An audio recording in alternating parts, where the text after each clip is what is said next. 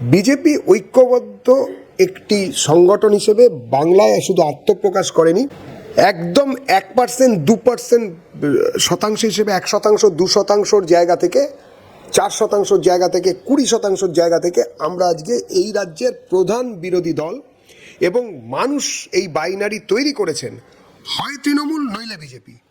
তৃণমূলকে যদি যারা সমর্থন করবেন, তারা যারা তাদের থেকে সুবিধা পেয়েছেন তারা তৃণমূলকে ভোট দেবেন। যারা মনে করেন তৃণমূল সুবিধা দেওয়ার নাম করে তাদের আত্মাকে লুট করেছে, তাদের মনুষ্যত্বকে খুইয়েছেন, তাদের গণতান্ত্রিক পরিসরকে নষ্ট করে দিয়েছেন, তারা বিজেপির সঙ্গে আছেন, তারা বিজেপির সঙ্গে থাকবেন এবং 26-এ তারাই এই যে সরকার আছে বদলে দিয়ে বিজেপির সরকার আনবেন, গণতান্ত্রিক পরিষদ তৈরি হবে। এক্ষেত্রে ভারতীয় জনতা পার্টি একটি ঐক্যবদ্ধ পরিবার হিসেবে লড়ছে। বাংলা হান্টের আরও খবর দেখতে নজর রাখুন।